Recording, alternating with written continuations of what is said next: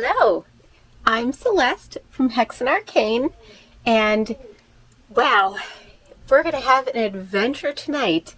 I'm going to go check out a psychobilly show, and bringing Lubin with me for protection because he's been having an issue biting people recently, and I figured I will use that to my advantage, which actually goes along with the movie that we're watching a little bit. So the movie that we are showing tonight is The Most Dangerous Game from 1932.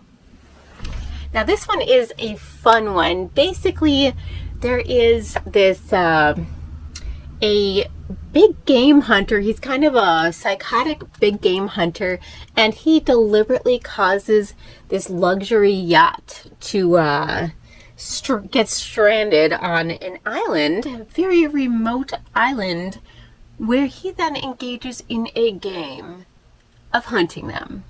So he is a big game hunter that's decided to hunt the people on the yacht. And which actually reminds me, there was, I believe, a serial killer in Alaska that basically did just that. But anyway, there is a ton of trivia to go with this movie. I think that's so neat how much there is about this movie. So the jungle sets that are used in this film, so pay attention, the jungle sets were also used in the 1933 King Kong. So that's something to pay attention to.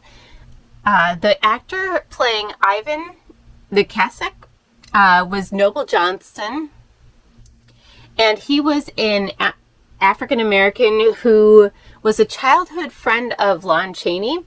And this is the earliest known instance of a black actor playing a Caucasian character. So that's something else to pay attention to.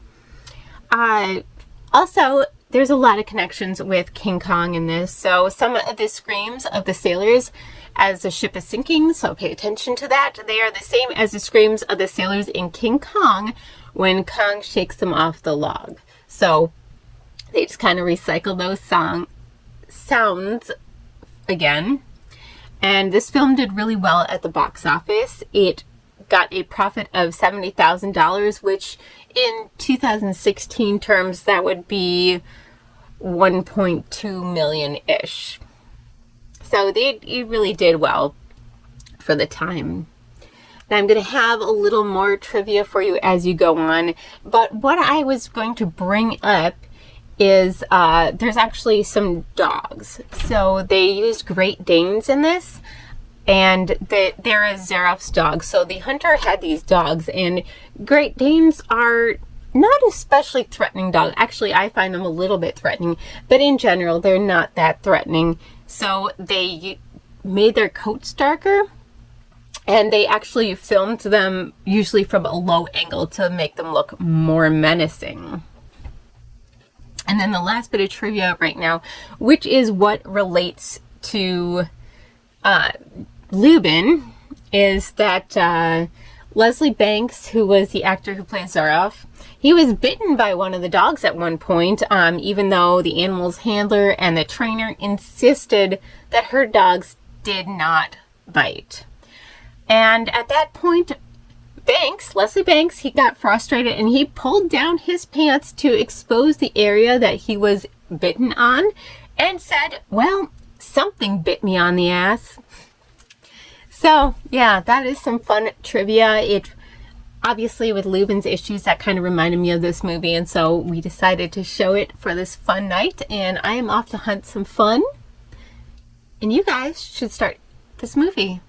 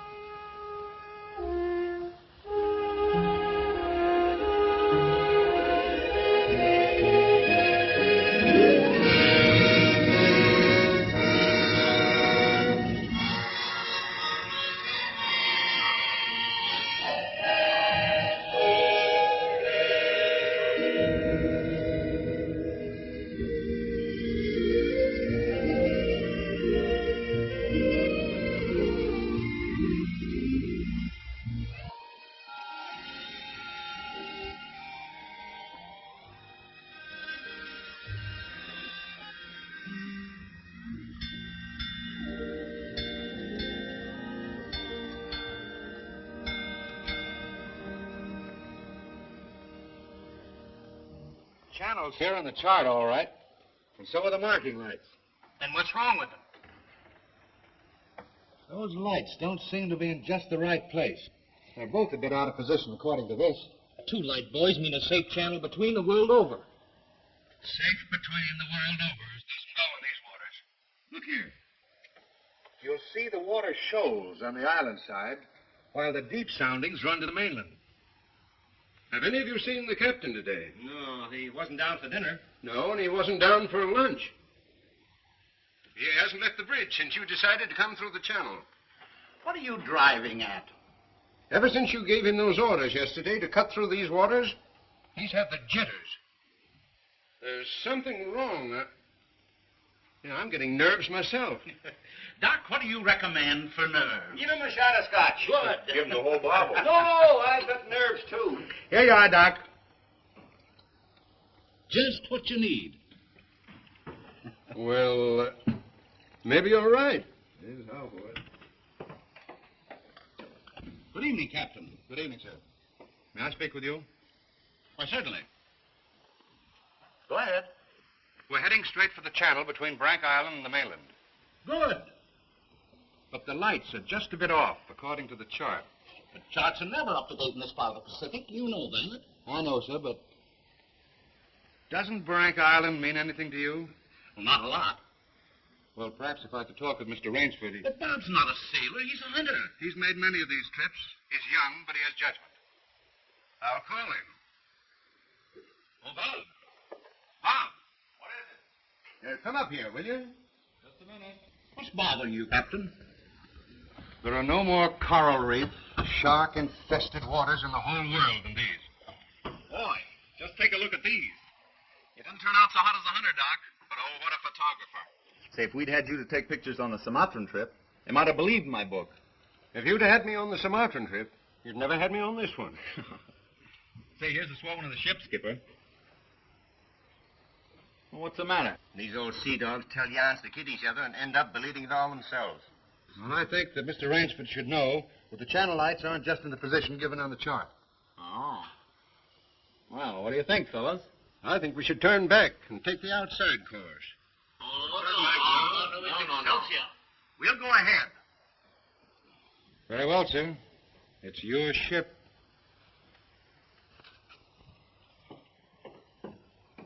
It was the schooner Hesperus, and she sailed the wintry sea.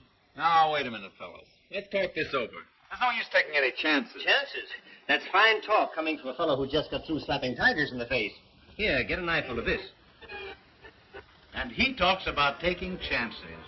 Here's the Doc charging the enemy with an unloaded camera. Get the expression on Doc's face, Bill. He looks more frightened than the tiger. He is. Just what you have on your mind, Doc.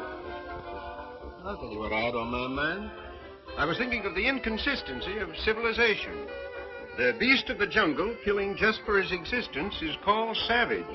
The man, killing just for sport, is called civilized. Yeah. It's a bit contradictory, isn't it? Now, just a minute. What makes you think it isn't just as much sport for the animal as it is for the man? Now, take that fellow right there, for instance. There never was a time when he couldn't have gotten away. But he didn't want to. He got interested in hunting me. He didn't hate me for stalking him, any more than I hated him for trying to charge me. As a matter of fact, we admired each other. Perhaps. But would you change places with the tiger? Well, not now. Here comes that bad luck lady again. Third time tonight. Here, let me shuffle him. Wait a minute. Don't evade the issue. Yes, speak up. Now, I asked you a question. Yes. You did? Oh, I forgot. No, you didn't. I asked you if there'd be as much sport in the game if you were the tiger instead of the hunter. Got you now, Bob. Well, that's something I'll never have to decide. No? Listen here, you fellas. This world's divided into 2 kinds of people. The hunter and the hunted. Well, luckily, I'm a hunter. Nothing can ever change that.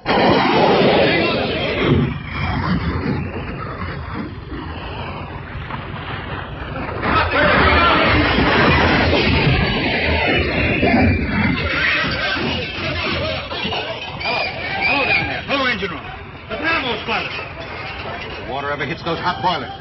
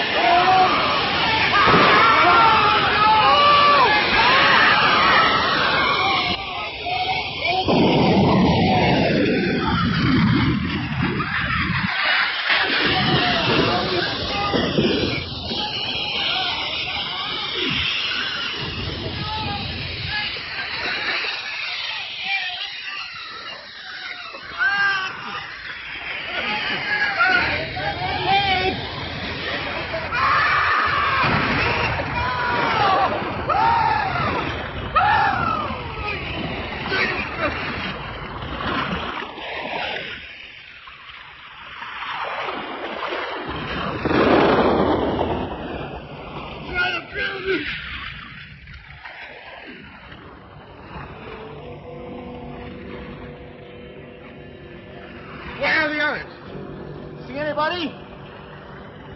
Nobody left but us two and that fella.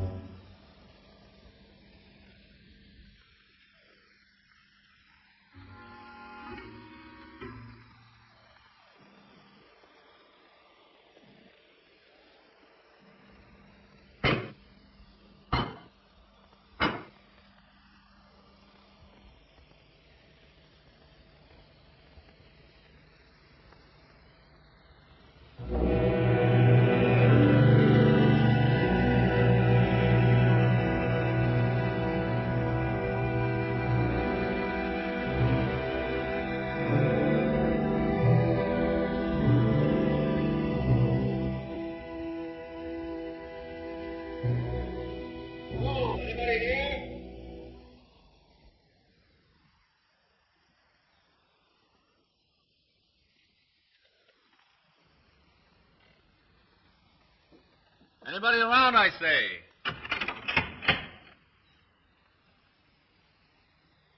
Oh, hello. Is this your house?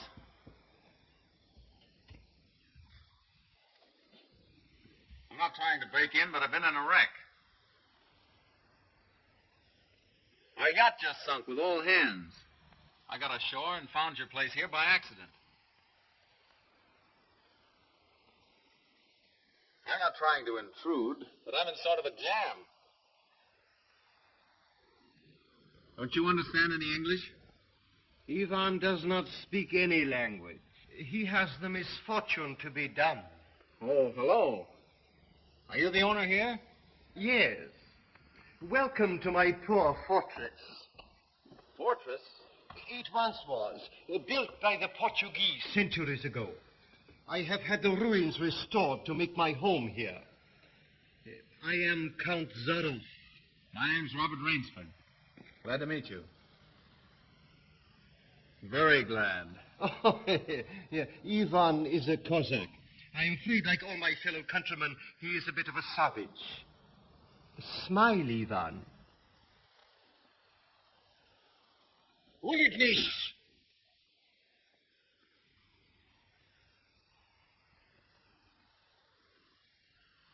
I was trying to make him understand there'd been a shipwreck in the channel.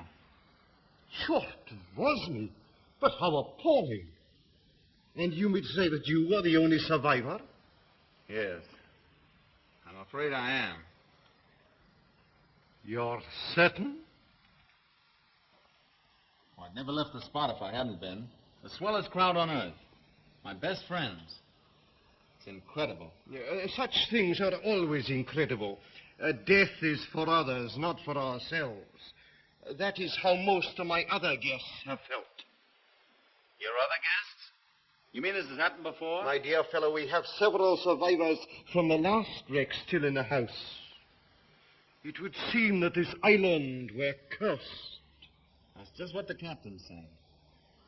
Only he thought it was uninhabited. We Cossacks find our inspiration in solitude. Well, it's a break for me anyway. My house is yours, sir. Oh, by the way, you want to change those wet rags immediately. Yes. They look about the way I feel. Yes. I have some loose hunting clothes which I keep for my guests that you can possibly get into. But vidi Ivo kreniu komnetu. Ivan will show you to your room. Thank you. You will find a stiff drink there also. Thanks a lot. Brochu. All pleasure is mine.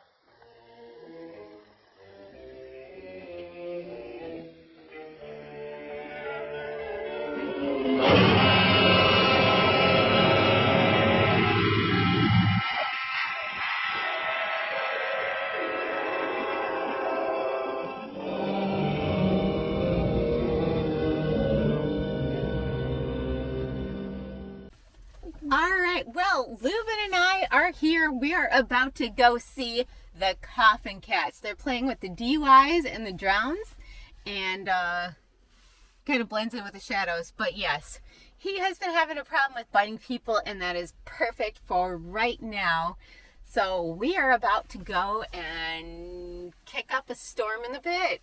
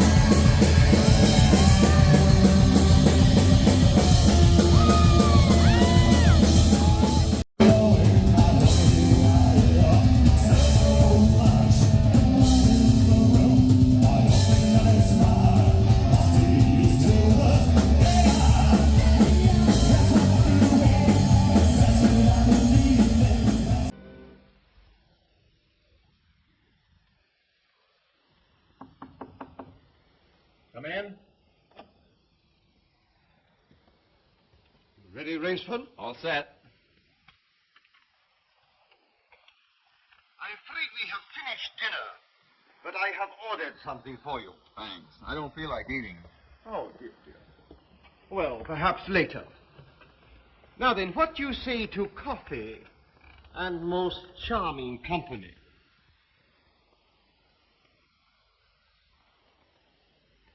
It is hard to forget your comrade's fate, I know, but our feminine guest is easily perturbed.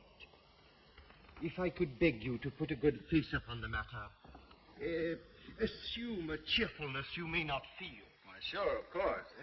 Thank you.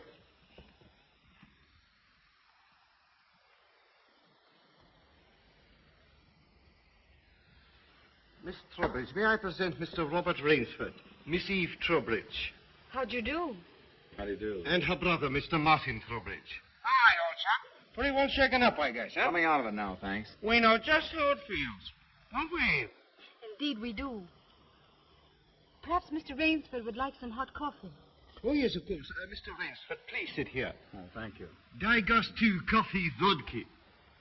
Vodka, that's the stuff. One shot'll dry you out quicker than all the coffee in Java. Have to toss it off, though. Like this. You know, Martin, you don't have to drink it all tonight, do you? Don't be ridiculous, sis. We are victims of circumstance. Same as Mr. Rainsford. And if anyone has a right to his liquor, it's a victim of circumstance. Isn't that so, Count? Of course, yes. You were in the shipwreck, too, I understand. Yes. Our lifeboat was the only one saved. My brother and I and 2 sailors. The Count found us on the beach with nothing but the clothes on our backs. Those channel lights must have been shifted. I wonder it hasn't been reported. Well, we'll report him. Just as soon as we get back to the mainland.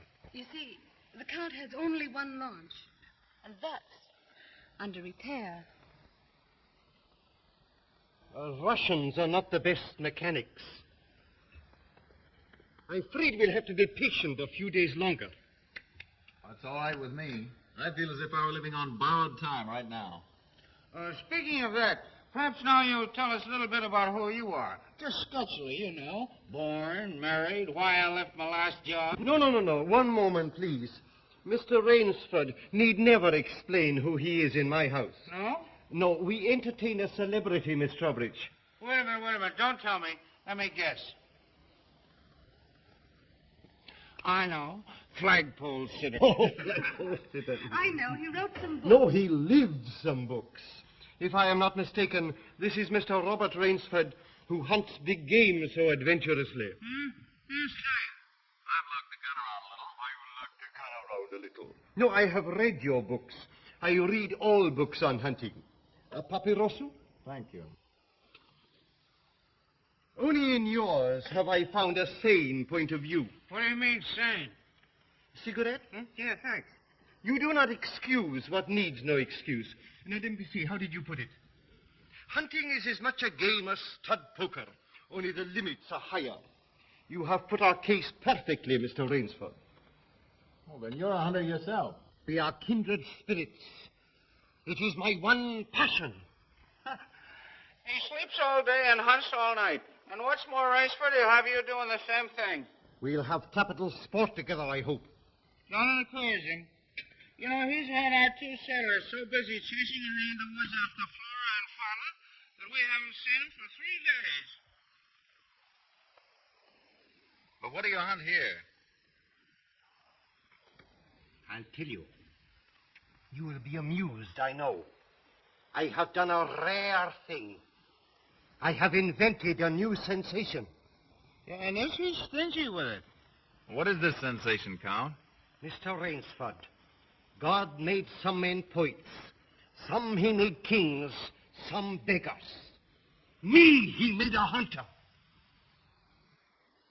My hand was made for the trigger, my father told me. He was a very rich man with 250,000 acres in the Crimea and an ardent sportsman. When I was only stirrup high, he gave me my first gun. Good for him. My life has been one glorious hunt. It would be impossible for me to tell you how many animals I have killed. But when the revolution flamed up... Look out. Let me stop. I'm so sorry. Count Zaroff was so interesting, I didn't realize the danger. Oh, it's all right now. What were you saying about the revolution, Count? Oh, merely that I escaped with most of my fortune. Naturally, I continued to hunt all over the world. It was in Africa that the Cape Buffalo gave me this. That must have been a close call. Yes, it still bothers me sometimes. However, in 2 months I was on my way to the Amazon. I'd heard that the jaguars there were unusually cunning. No. No sport at all. Well, conditions are bad everywhere these days. One night as I lay in my tent with this head of mine, a terrible thought crept like a snake into my brain. Hunting was beginning to bore me. Is that such a terrible thought, Count? It is, my dear lady, when hunting has been the whip for all other passions. When I lost my love of hunting, I lost my love of life. Of love. Well, you seem to have stood it pretty well. I even tried to sink myself to the level of the savage. I made myself perfect in the use of the Tartar war bow. Tartar which? Tartar war bow. That one up there. That's cute. Even to this day, I prefer to hunt with it. But alas, even that was too deadly. What I needed was not a new weapon, but a new animal. A new animal? Exactly so. You found one? Yes. Here on my island, I hunt the most dangerous game. The most dangerous game? You mean tigers? Tigers? No. The tiger has nothing but his claws and his fangs. I heard some queer beast howling back there along the water. Was that it?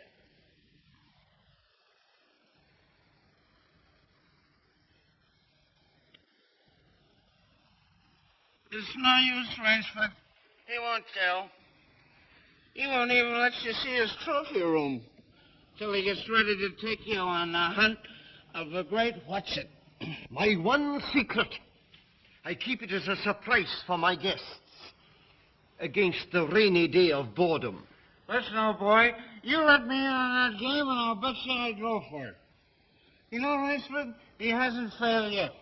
If he says the thing is good, it is good. He's a judge of liquor, wizard of the contract, plays the piano, anything you want. He's a good host. And a good scholar, eh, Count? Yes. You want me to go hunting? All right, you just say the word. We're pals. We'll have a big party, get cockeyed, and go hunting. A completely civilized point of view. Now, listen, I'll tell you what you do. You come to my place in the Adirondack sometime, see? We'll have a private car, liquor and gals on the trip, and the guides will make the deers behave. I think we'd better change the subject. All right. Change the subject. Oh, I know. Play the piano, huh? If you wish. Good idea. Play the piano. Now, leave it to me. I'll fix everything. Perhaps the Count doesn't want to play. Now, there you go, sis, throwing cold water. Now, leave me alone. I know where the piano is. I'm perfectly sober. A charming simplicity. Completely civilized, did you say? He talks of wine and women as a prelude to the hunt. We barbarians know that it is after the chase and then only that man revels. Yeah, it does seem a bit like cocktails before breakfast. Of course, yes, you know the saying of the Ogandi chieftains. Hunt first the enemy, then the woman. That's the savage's idea everywhere. It is the natural instinct. What is woman? Even such a woman as this, until the blood is quickened by the kill.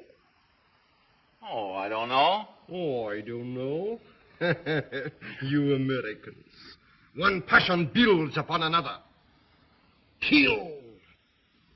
Then love. When you have known that, you will have known ecstasy. Oh, Martin. Introducing Zaroff, the keyboard king, in his Branca Island hour. Come on, Count, now you show 'em. What do you suggest? Oh, just a good tune. But not highbrow like last night. Just a good tune, see? I see. Yeah.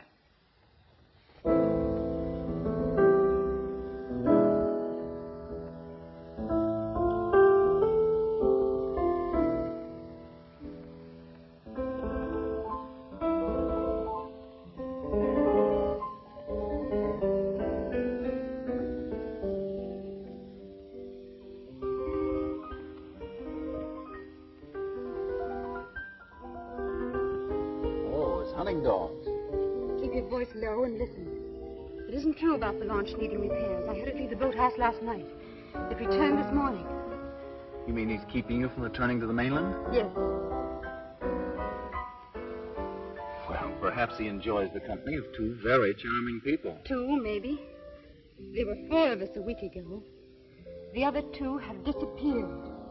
What do you mean? One night after dinner, the Count took one of our sailors down to see his trophy room. At the foot of those stone steps. That iron door? Yes. 2 nights later, he took the other there. Neither has been seen since. Have you asked him about them? He says they've gone hunting. Oh, be careful. He's watching us. Will you smile as if I'd said something funny? Now, look here, you must be mistaken. Not now. Applause. Ah, boy.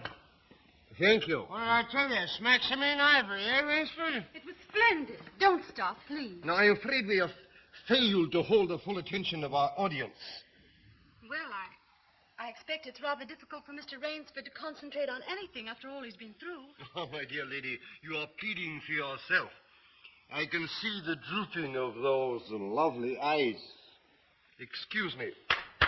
Provadeo navel. You know, the Count's worse than a family governess. Every night he sends us off to bed like naughty children. Oh, no, my dear. No. Charming children. Come on, sis. Now trail on upstairs and don't bother us grown-ups anymore. Well, after that, I guess I'll have to go. Good night, Mr. Rainsford. Good night. We'll be seeing each other at breakfast. Good night. Good night. Right, sis. We won't be seeing each other at breakfast.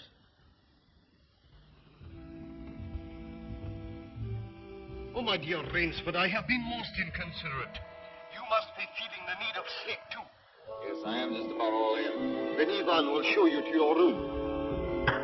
What do you come to do? Oh, Martin, turn in early, please. Don't worry. The Count will take care of me, all right. Indeed I shall.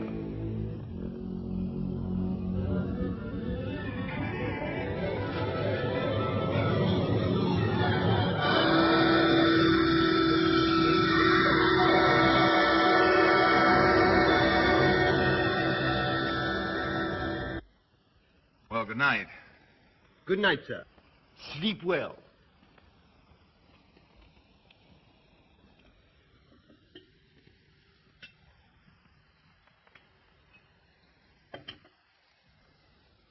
Oh, well, here's long life. A long life. Tell me, Mr. Towbridge, are you also fatigued? Tired? Me? You know I'm not. You know, Rainsford, we two are just alike. Up all night and sleep all day. Well, good night. Well, what are we going to do, huh?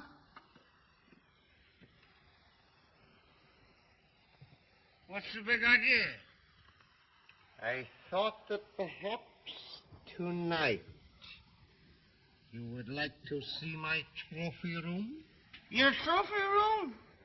I'm sure you will find it most interesting. Say, that's a great idea. Oh, now we're pals. No more secrets now, huh? We'll make a night of it. I hope so, Mr. Towbridge. Just you and I, pals. We'll have fun together, huh? Precisely, yes. Fun together. Ah, boy, Collie, oh boy, Collie.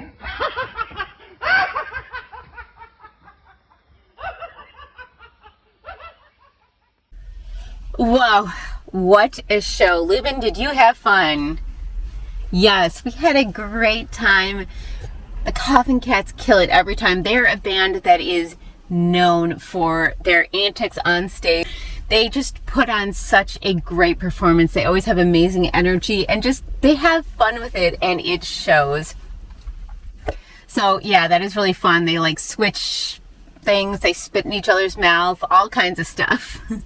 But speaking of the movie, we are going to talk a little bit more about some of the other trivia in The Most Dangerous Game. So,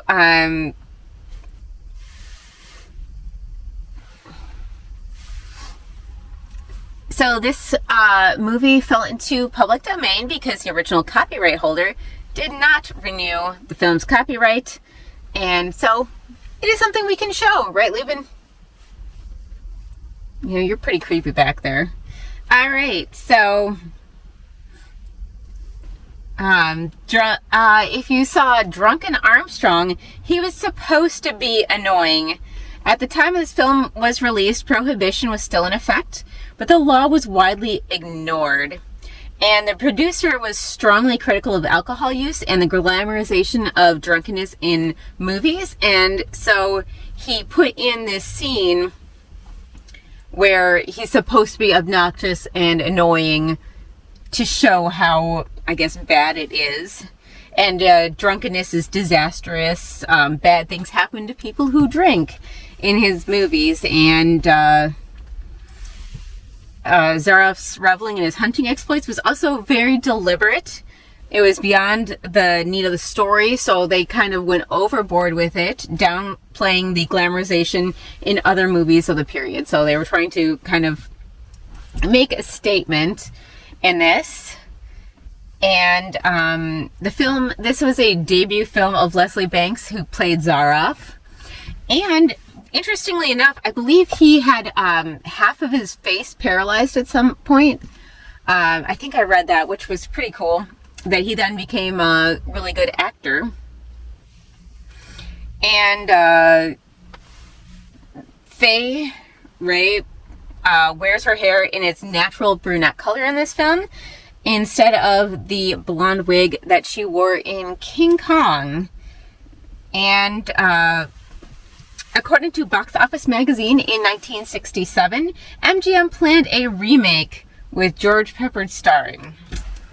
So that is some of the trivia of this wonderful movie that we're showing. I actually think this is a really great one. It was sort of perfect for the things I could not show on camera of Lubin running around biting people.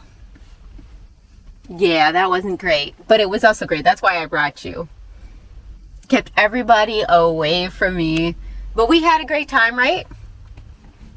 And now you guys should finish this movie.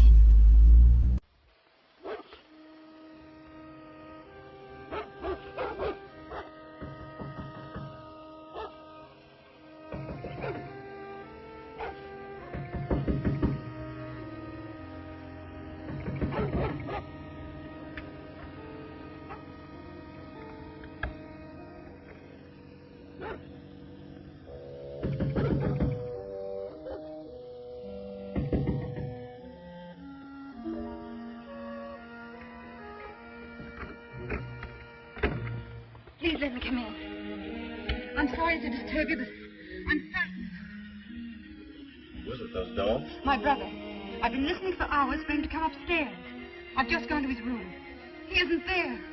Well, he's probably somewhere with the Count. That's just what I'm afraid of. Count Zaroff is planning something about my brother and me. You don't really think anything's happened to your brother? Oh, I don't know, but we've got to find him. Won't you help me? Well, of course I'll help you. Where do you think he's gone? Where did the others go? The iron door. I'll meet you downstairs in 5 minutes. Thank you.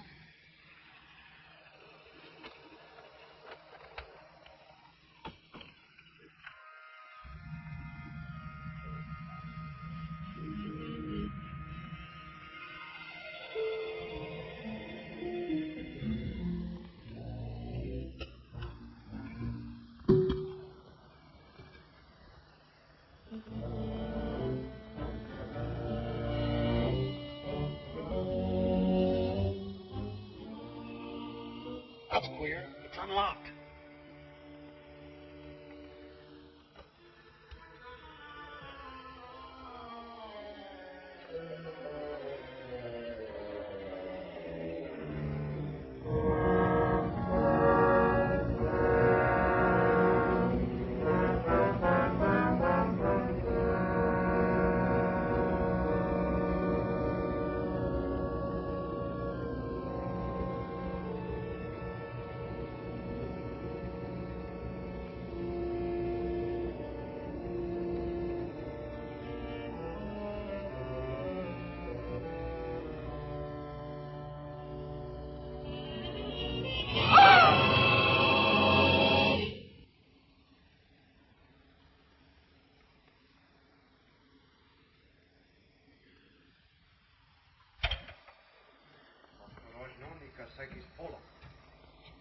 There, it's coming down.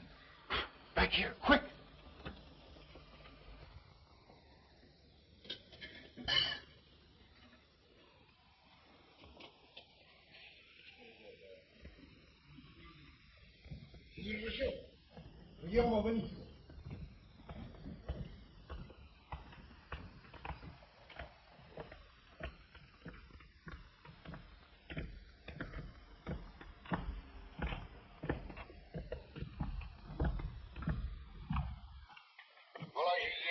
Nazca, mijo.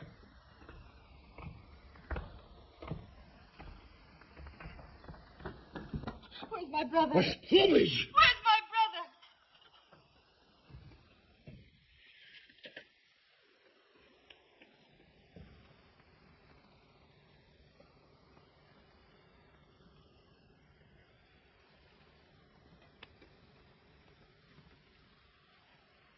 You killed him. You killed my brother. You... Dennis! Why, you...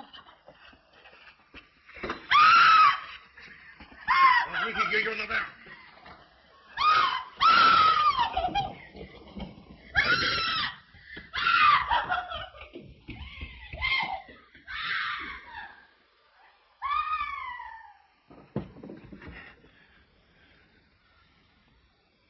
Come, my dear Rainsford. I don't want to treat you like my other guests. You and I, we are hunters. So that's your most dangerous game. Yes, my dear fellow, I intended to tell you last night. But you know, Miss Towbridge. You hunted him like an animal. Yeah, I know what you think, but you are wrong. He was sober and fit for sport when I sent him out. An hour or two strapped up in here, brought him to his senses. You raving maniac. Yes. I'll take it off. When we finish, the stupid fellow tried to escape through the swamps of Fog Hollow. You see, when I first began stocking my island, many of my guests thought I was joking.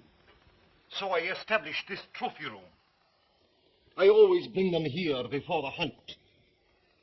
An hour with my trophies, and they usually do their best to keep away from me. Where do you get these poor devils? Providence provided my island with dangerous reefs. But there are light buoys to mark the safe channel. They do not always mark it. You shifted them. Precisely right. Too bad your yacht should have suffered. But at least it brought us together. You take half-drowned men from ships you've wrecked and drive them out to be hunted. I give them every consideration. Good food, exercise, everything to get them in splendid shape. To be shot down in cold blood. Oh, no. Oh, I admit with this annoying fellow. But usually I give them hunting clothes, a woodsman's knife, and a full day's start. Why, I even wait until midnight to give them the full advantage of the dark.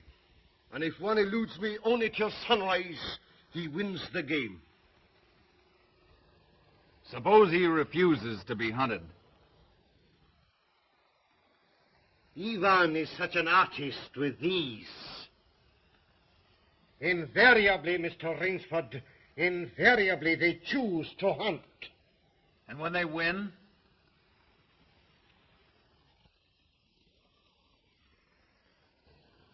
To date, I have not lost. Rainsford, you'll find this game worth playing. When the next ship arrives, we'll have gorgeous sport together. You murdering rat. I'm a hunter, not an assassin. Come, Rainsford. Say you will hunt with me. Hunt men? Say you'll hunt with me.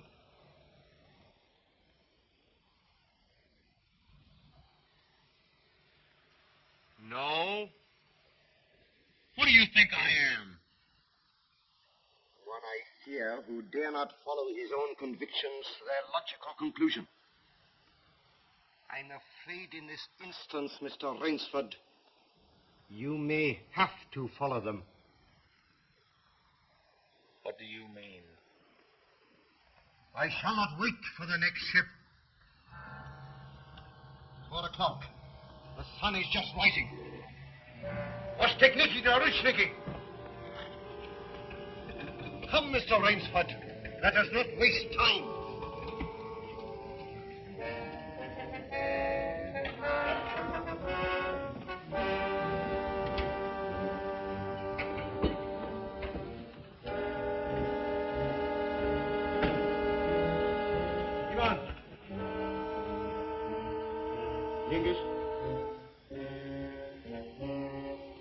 Your fangs and claws, Mr. Rainsford.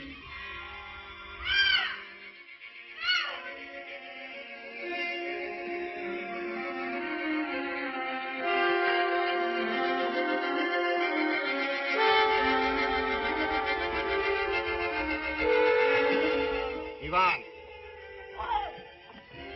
Bob, what am I going to do? I'm going to be hunted. Oh, no, Miss Towbridge. Outdoor chess. His brain against mine. His woodcraft against mine.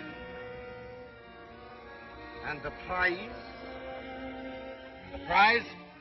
You may recall what I said last evening. Only after the kill does man know the true ecstasy of love. Suppose you lose. If I do not, what shall I say, find you between midnight and sunrise tomorrow, freedom for both of you. I'm going with you. No. He'll kill you, too. Not at all. One does not kill a female animal. If you lose, I can easily recapture her alive. All right. I'll take her with me, then. We'll set him a trail he'll remember.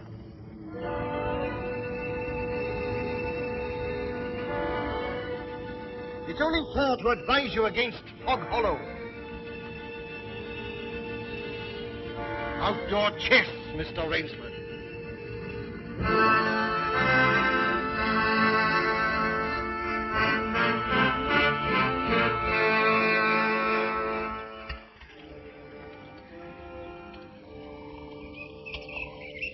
Don't lose your nerve.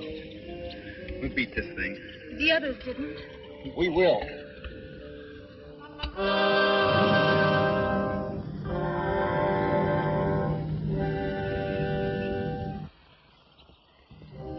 Come on, let's get going.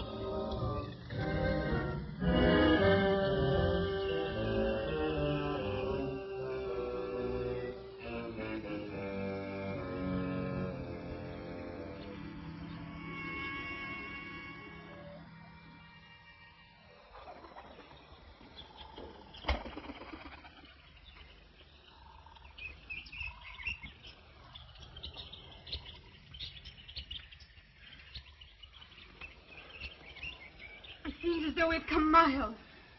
Yeah. Well, 3 hours doesn't take you far in this jungle. Come on, let's keep going. Come on.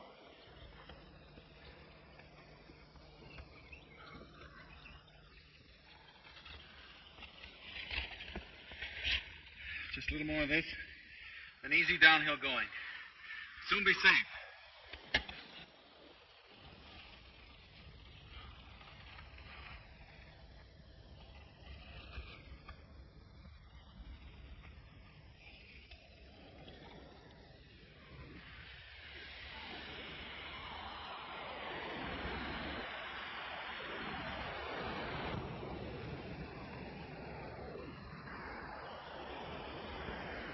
No wonder he was so sure.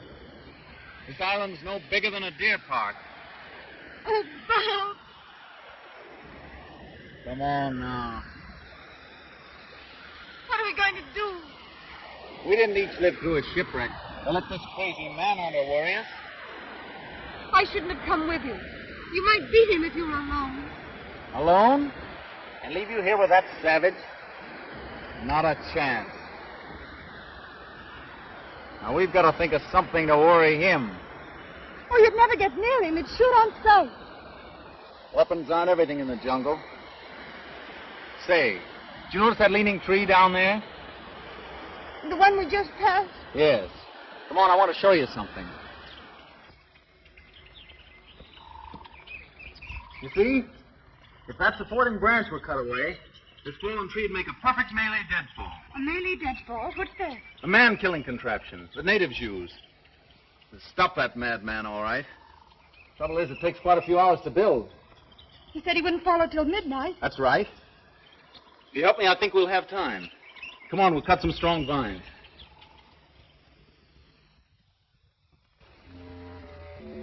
There.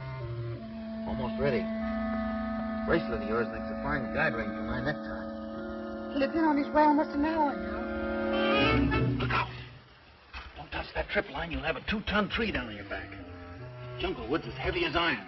Will it really work? Never known a living thing to get by one yet. Look here. If you touch that trip line, you'll pull that trigger free. Once that's loose, there's nothing to keep the log from coming down. It'll crash down and kill anything underneath it.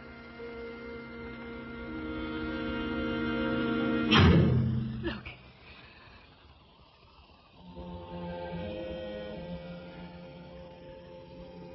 We're ready.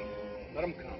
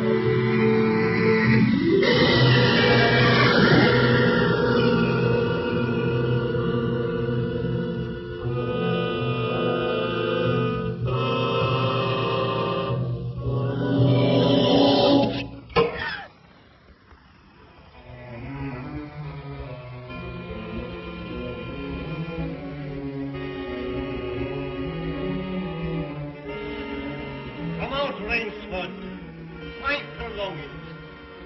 I'll not bundle this shot. You'll never even feel it. But surely you don't think that anyone who has hunted leopards would follow you into that ambush?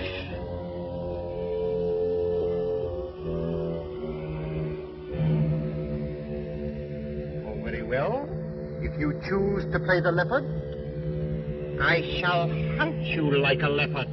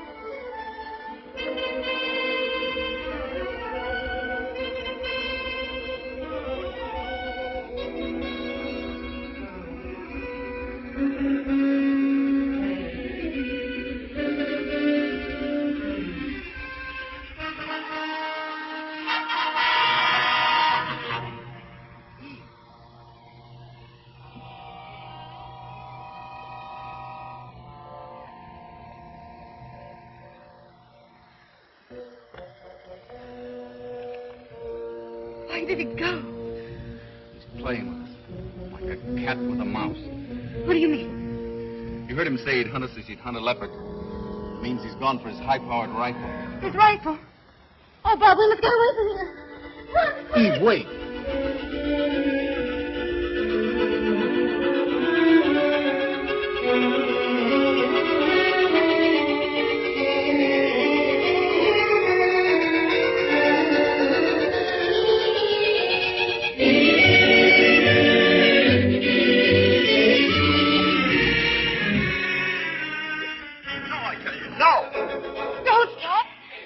Wait! That's Fog Hollow ahead. Fog Hollow? The swamp where he caught the others. We haven't a chance of keeping ahead of him there. But there's no place else to run. That's just what he's counting on. We've got 2 hours till dawn. We've got to use our brains instead of our legs. But he'll have his rifle. And we'll have a man trap. Look. Oh. Makes me drink.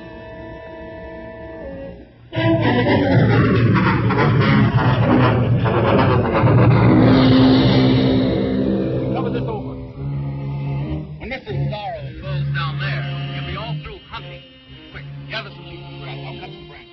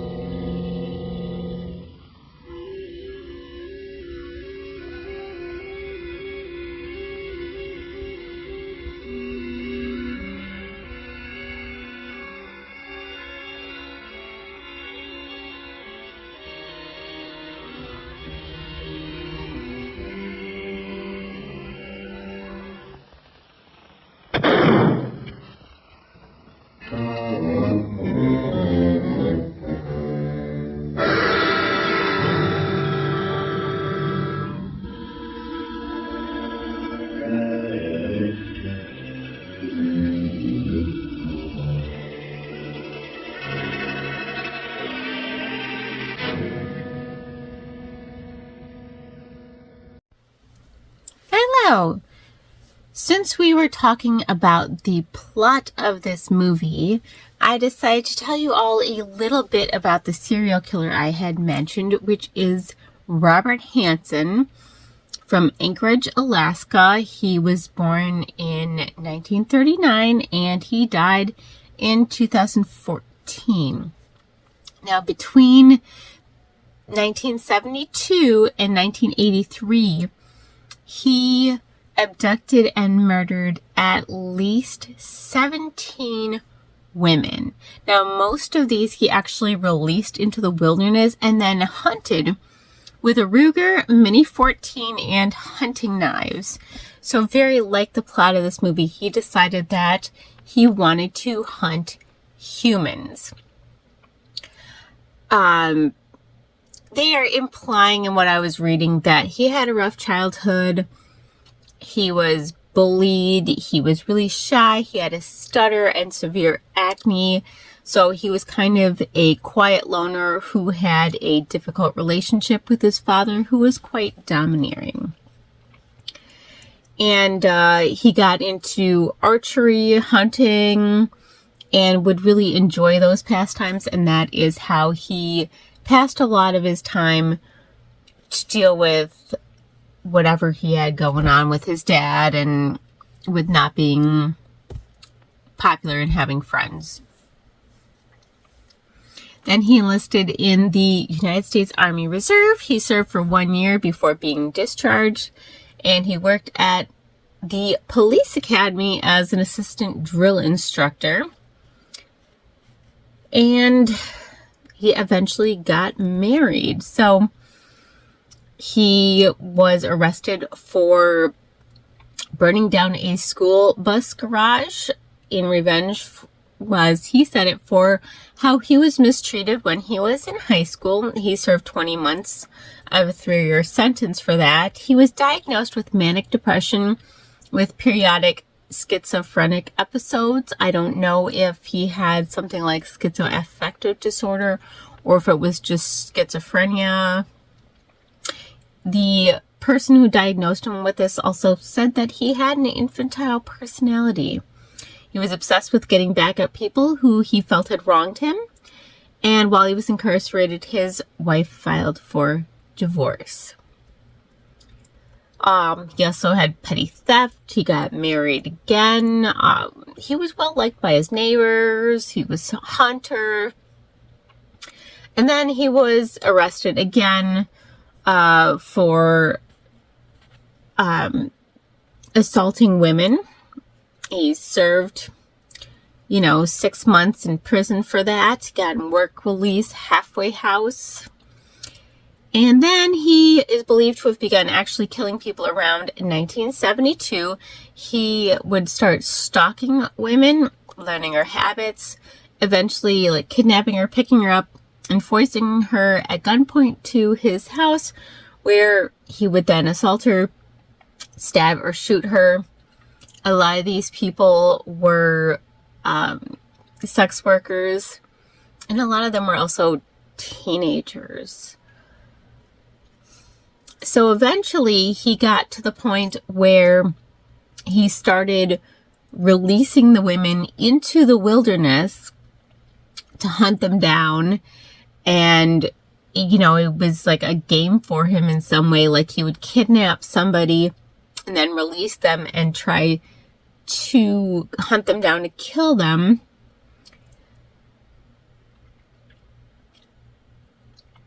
And there were various bodies found. And at some point they suspected that it was the work of a serial killer. It also, since Hansen owned a plane, he became a suspect at one point because he was somebody that could fly the women out to these remote areas and then hunt them down. When the police investigated his home, they found jewelry from some of the missing women and some firearms. And they had little marks on a chart, an aeronautical chart on his headboard with little X's where the bodies were found. He denied it as long as he could, but eventually he began to blame his victims for this and then tried to justify his actions. He eventually confessed, admitted to an spree of attacks against women starting in 1971. And he was known to have assaulted over 30 women and had murdered at least 17, ranging in age from age 16 to 41. That is pretty intense, but when we were talking about the plot of this movie, this case, it came to mind because I knew I had read something similar to that before. So I decided to look it up and kind of give you guys some information on sort of a real life person. Now, was he inspired by this movie? I don't know, because the real life person happened after the events of this movie. And I don't know that he was the first or only person that, of course, has done things like this. But just a little information for you.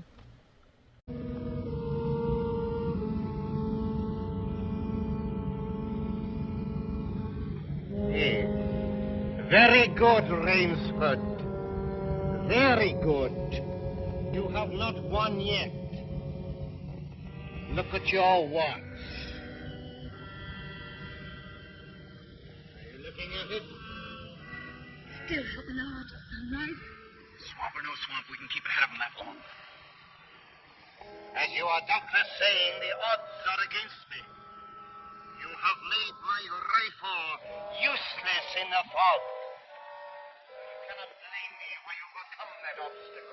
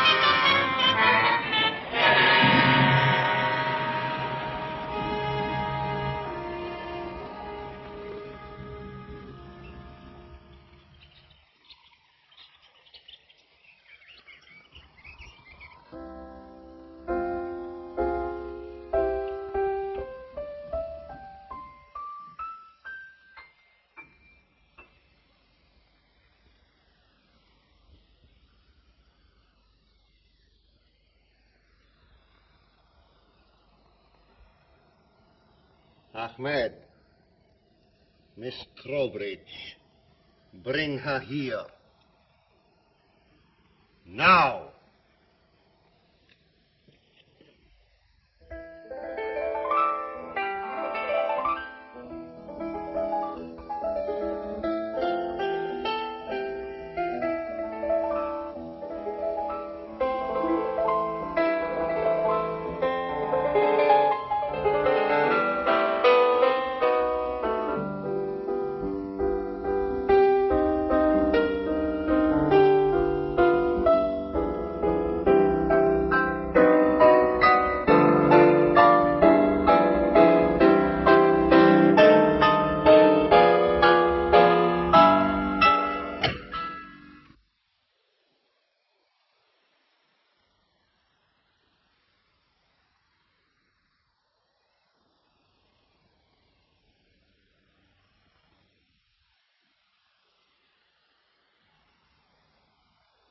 My dear Rainsford, I congratulate you.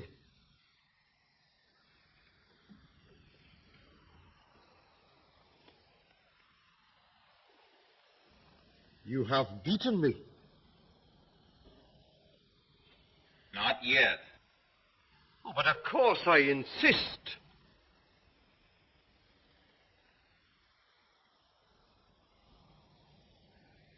Why, you're not even wounded.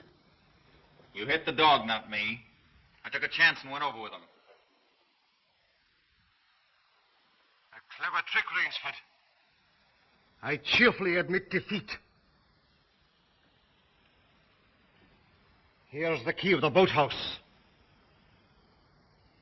The door is in the trophy room. You and Miss Towbridge may leave at once.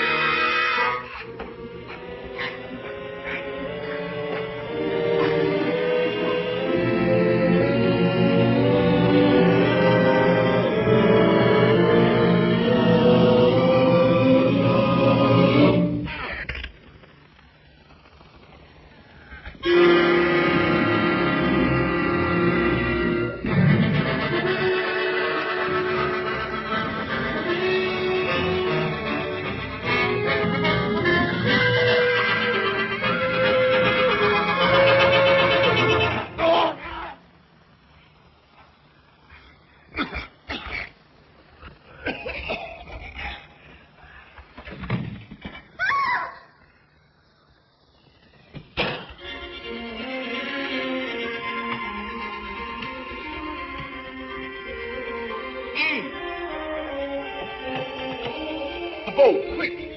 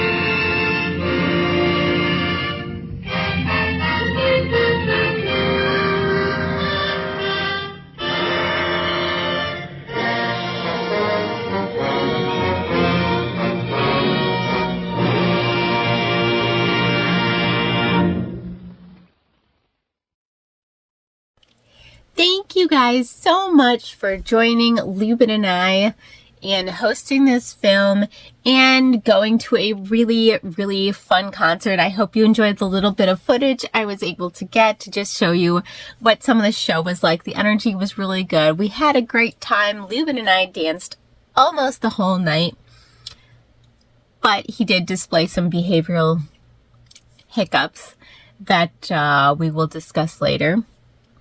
But because The Most Dangerous Game is an extremely short film, we have decided to throw in another short to kind of pass the time. And so this is The Return of the Beast of Terror.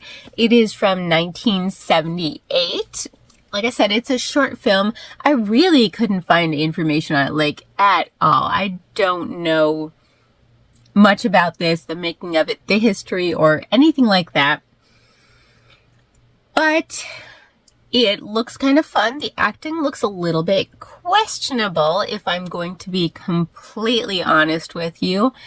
I was not impressed by the snippets of acting that I saw so far, but as we watch it together, let's form our thoughts on if it improves after further study. But this should be a good time. Also, coming up, I have to have a talk with Lubin, so let's see what happens.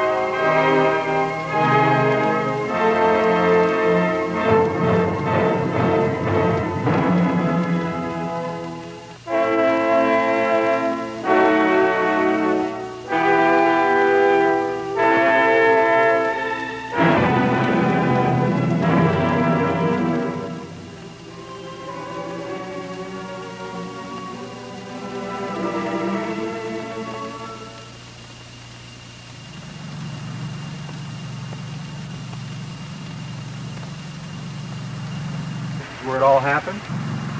Yes, this is the exact spot where the beast fell to his death. It was horrible. That thing had everyone scared out of his wits. That must have been quite an experience. What did you do to it after it was dead? Buried it. Buried it where no one could ever find or disturb it. I don't want that thing to ever come back on us.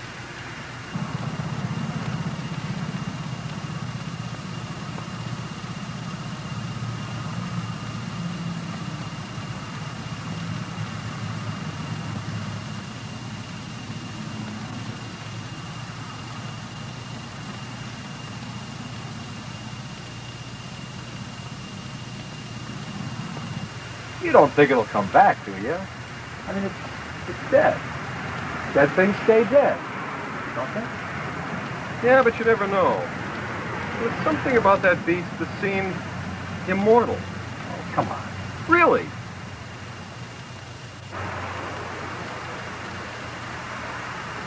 If you could have only seen it as I did. All our efforts to stop the beast failed. It was cunning. It was almost as if it was saying, you can't get me, but I'll get you. You believe that? I don't know. I only know it was so radioactive before we buried it. Radioactive? You didn't tell me that. Yeah, I thought you knew. It was the radiation clinic that transformed some guy into that beast to begin with. Yeah, and you know what they say about radioactive things? They never completely die.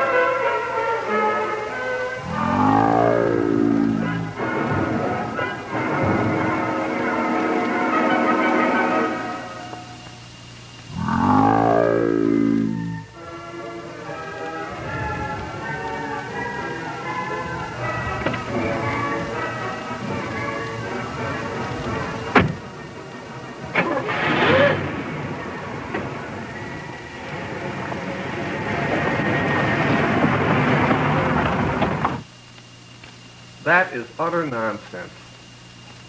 And I tell you it's true. I saw it. It's alive again. Look, I used to worry about that too, but let's face it, it's been gone for 8 years. It's not going to come back now. Well, it is back. All right, have it your way. If it's still out there, and it is, there'll be radiation all over the area. I'll go out with my Geiger counter and check it out.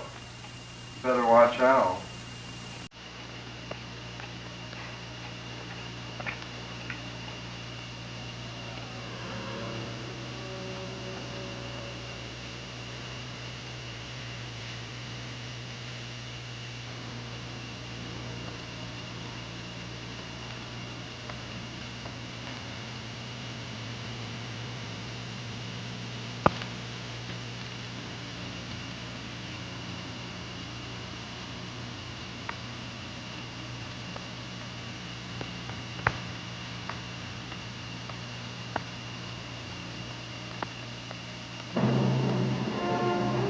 It's not here.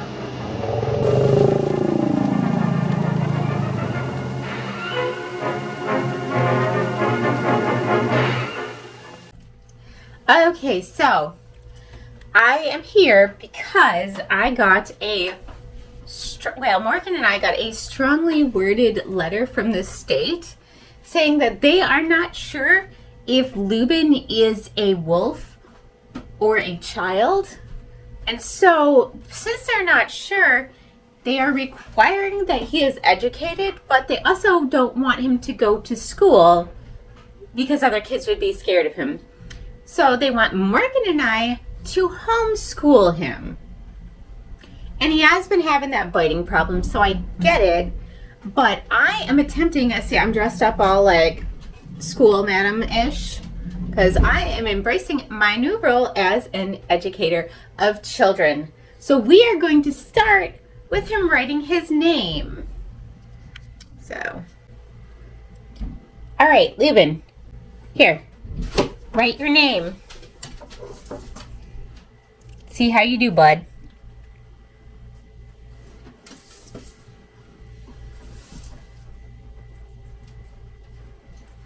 Write nice and big, okay?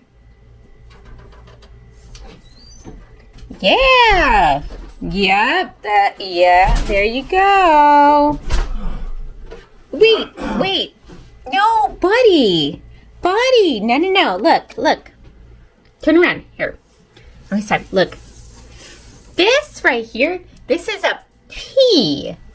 So you want to flip it upside down, buddy. Okay? So you want to make it like that. So it's like a P, but flipped upside down. So you can finish writing your name.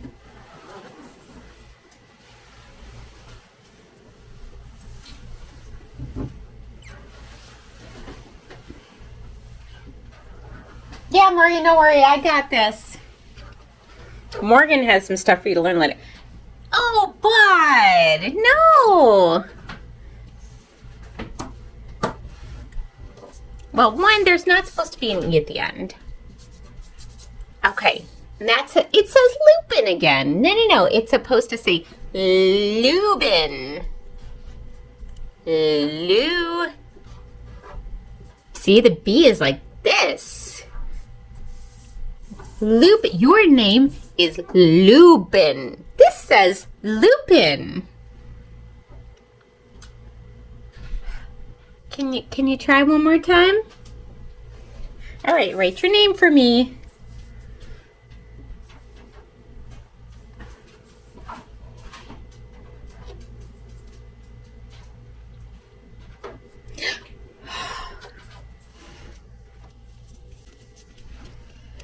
So, I'm pretty sure he thinks his name is Lupin. Or he doesn't know how to spell it right. We're going to work on this some more, but I have a feeling it's going to take a while. Believe me, I heard it. Incredible as it sounds, I did. Are you sure? Maybe it was the wind or something. No, it was real. Believe me, if there's one thing I know, it's the horrible sound of that. Where do you suppose it is now? Well, probably out seeking more radiation. I should think that would make it somewhat stronger again. Yeah, but where will it find that?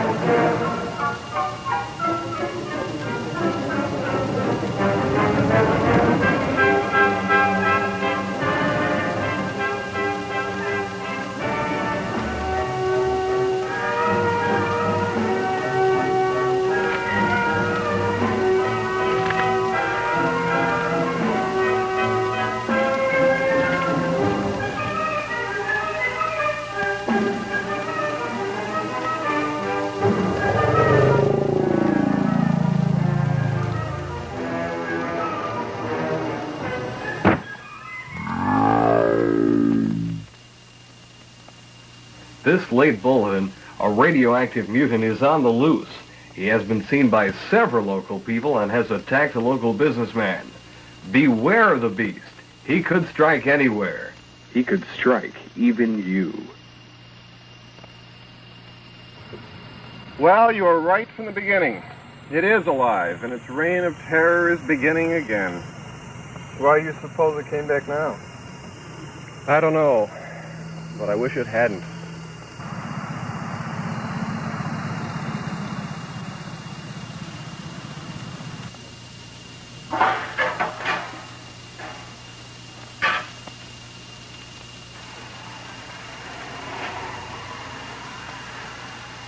Well, this worked last time.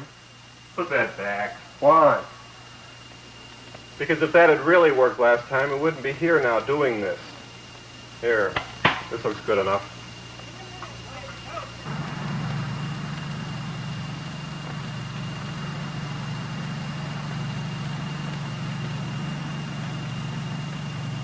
It won't hurt to have it along anyway.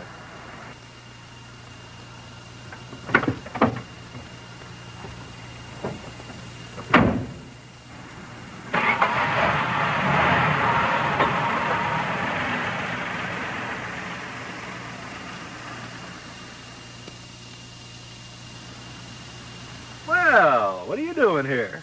Hey, I was just about to ask you the same question. Well, I suppose we're here for the same reason, to see Ken. Yeah, and I bet you know what it's all about. Hey, I hear you got clobbered by the monster. Yeah, but only a little. I figured since Ken helped us last time, maybe he'll help again. Wonder how many times the area has to keep on fighting this thing. We should put a stop to it once and for all. Shooting it didn't work that good last time. I know. Must be something we can do to get rid of that. Hey, I know. No, that's not a good idea. What? What did you think of? Probably wouldn't work anyway. I was thinking of pushing it off a high ledge. You know, a real high ledge.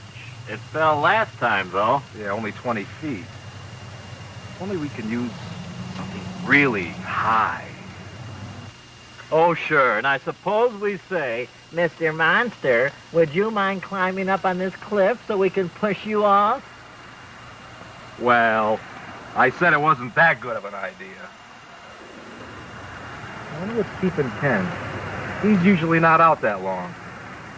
Knowing Ken, he's probably working on some elaborate way to get rid of the thing. Maybe he's going to electrocute him or something. Oh, before I forget, he told me to show this to you. Oh, yeah, that's it. What an ugly-looking beast. That's an awful thing to meet up with. I'll never forget when I saw it. You were up on the hill then, weren't you? Yeah. Well, so far it's been sighted on hills. Yeah, well, there's 3 towers. And radiation.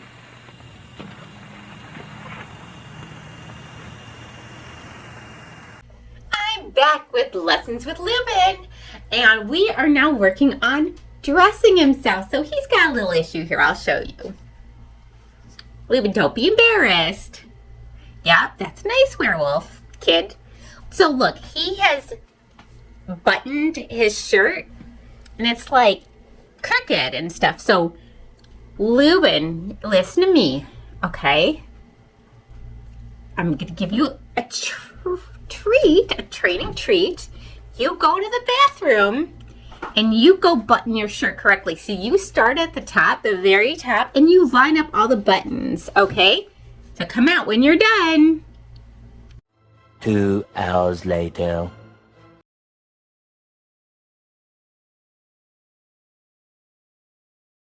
Five minutes later.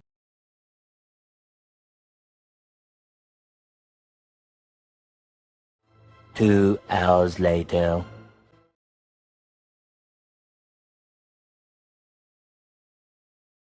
A few moments later.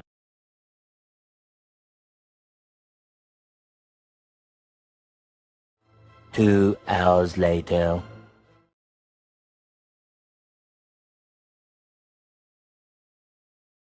Five minutes later.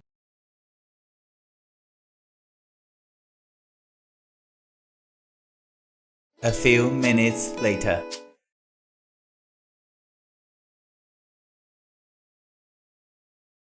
2 hours later.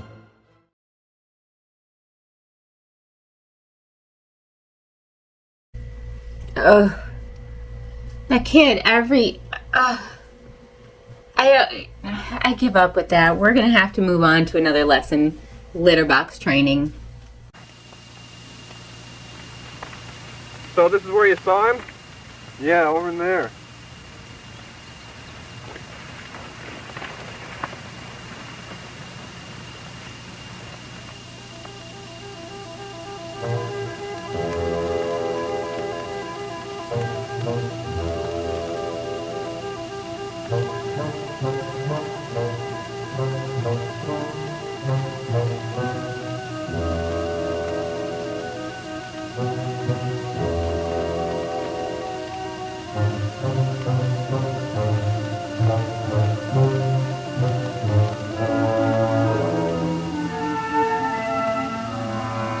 Aren't you coming along?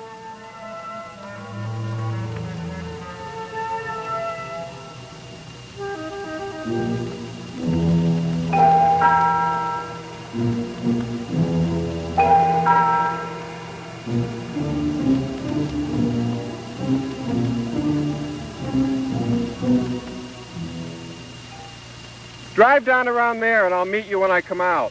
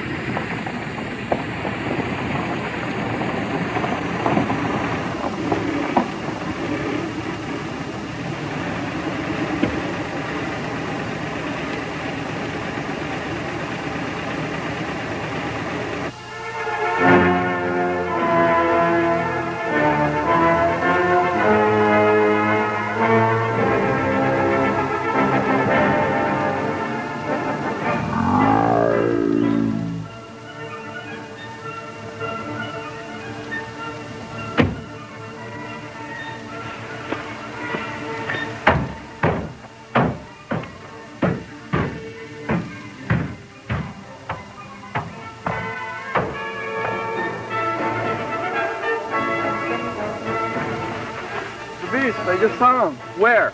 Out on the road by the car. Come on, let's get him.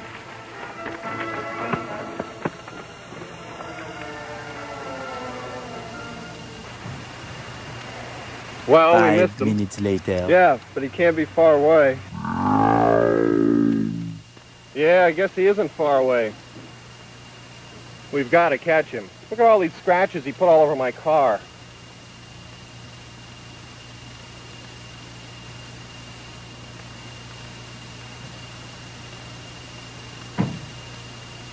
Well, what do you think? What can we do to catch him? I still think shooting him will work. No, that won't work. Well, how about electrocuting him? I could do that if I could get near enough to him. That may be arranged. Let's get out of here. I think I have something at home that might help us.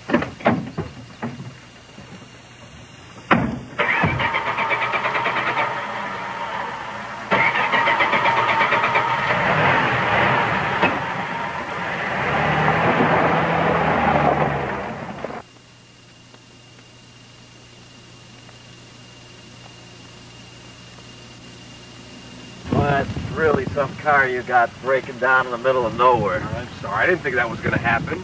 But we're here anyway.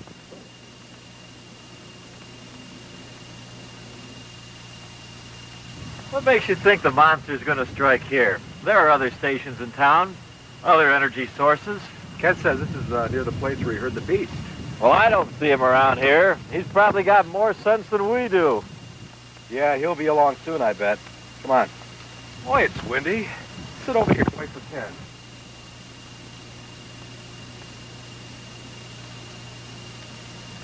Hey, how long do you think we'll have to wait? Oh, probably not too long.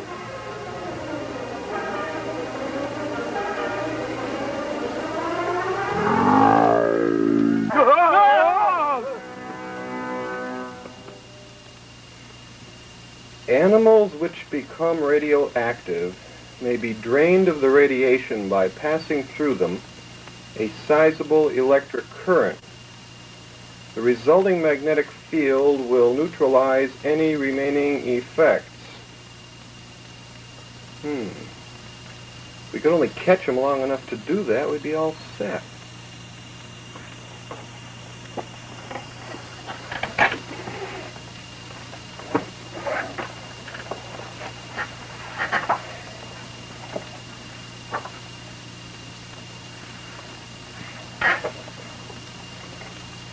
When neutralizing radiation in animals, care must be taken to ensure the exact amount of electricity is used.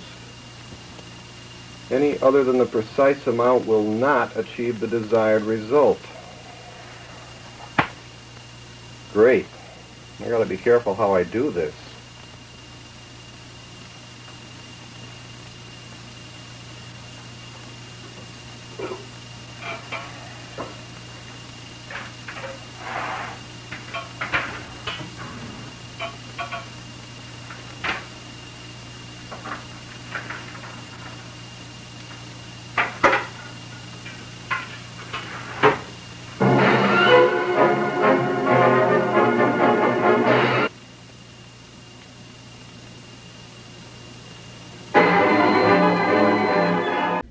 Okay, so this has not been an easy day. I don't think these glasses are making me look smart enough because somehow something's not working here. But we're on our last thing for today, which is litter box training. So Lubin usually likes to go in dirt outside or on Morgan's things. He likes to pee, which I trained him to do, and he learned that just fine, but now he hasn't quite mastered like other things besides Morgan stuff, and she's starting to get annoyed, understandably, I guess. I just wanted him to stop peeing on my stuff. So we have a box of dirt that we're going to try to get him to use, and it's right next to his other box. It's a comfort box, so it'll help him feel comfortable with the litter box, I'm hoping. Okay, Lubin. All right. Use the litter box. Come on. Not your feet. What are you doing with your feet in there? Ew. Lubin. No. Okay, bud. No, use the litter box. No, we don't eat the dirt. Ugh. Ew, Lubin, no. Where's the rolled up newspaper? All right, Lubin, one more time. Now use the litter box. Oh, no! I'm done. I'm so done. I'm so done. I give up. I'm going, Morgan, your turn. I don't think I have enough power.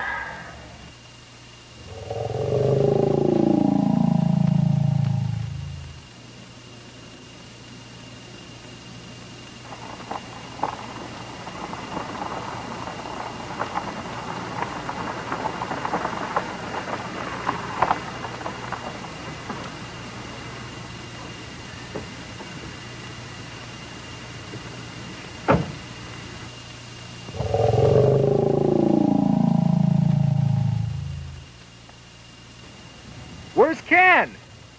Oh, working on something. Geez, I better get in and call Ken. You hold off the monster.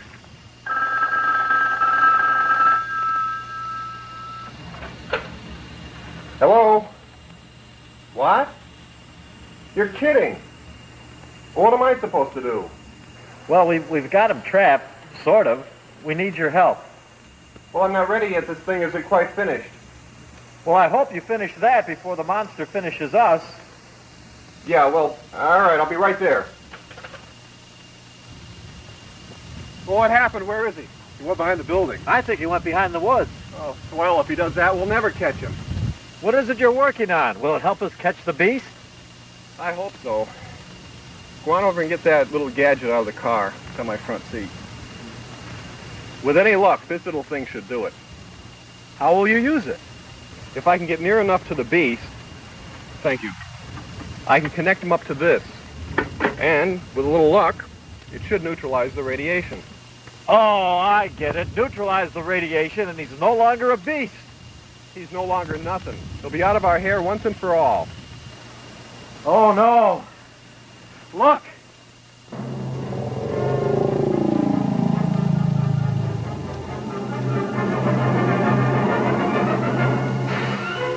If I can only get this up far enough to touch him.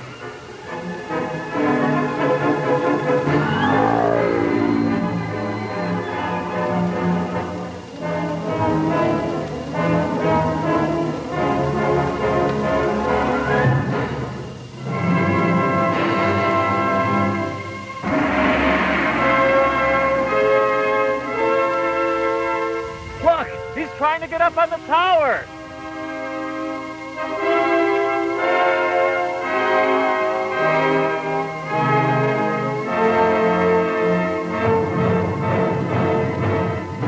Oh, no, if he gets way up there, we'll never catch him with this.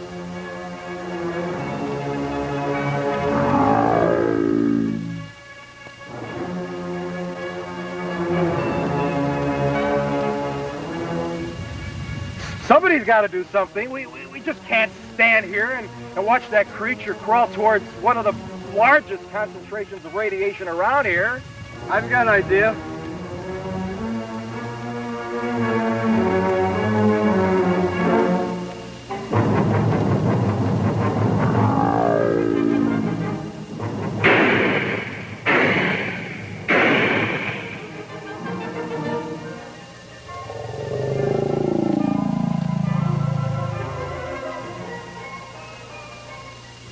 I told you that wouldn't work.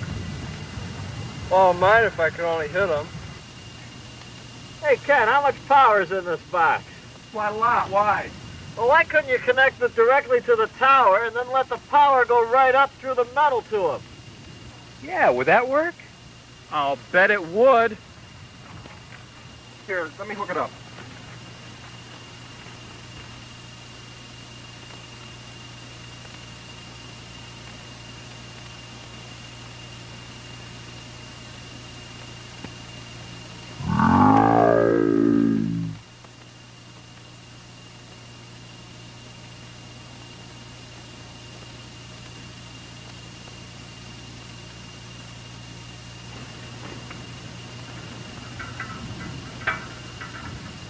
I hope it does work. I don't know what else would. I see you gave up on the gun idea. Can't you shoot anything with that? Okay. Here we go.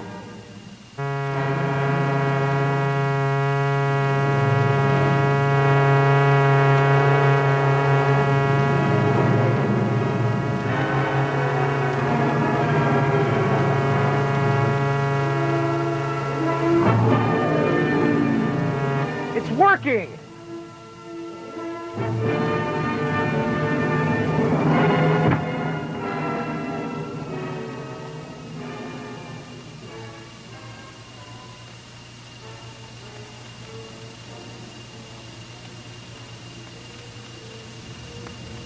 Is it gone? I think it's finally gone for good.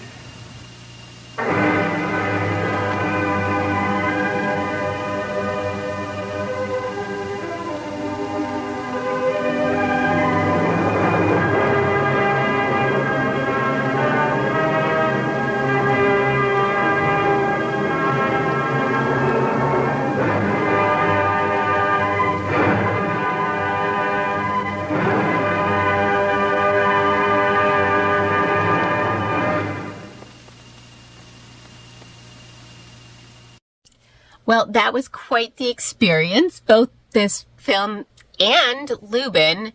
I was unsuccessful thus far in all my attempts to tame him, but I haven't given up. We're still working on etiquette, manners, and, school stuff, I'm getting Morgan to help me because I am in over my head here. I was never meant to be a parent. I don't know what to do with kids. I don't know what to do with wolves. I don't know what to do with wolf kids. So I definitely need the help. But I really appreciate you guys joining us for this movie. It was a really good time. This whole episode, I've had a great time getting out of the house, having some fun, going to a show, working on some training techniques. It was an interesting experience, one that I'm sure we'll have more fun with in the future. And yeah, definitely Morgan is going to have to join me for any further attempts at taming him. Thank you so much for joining us. And of course, as always, we will hex you soon.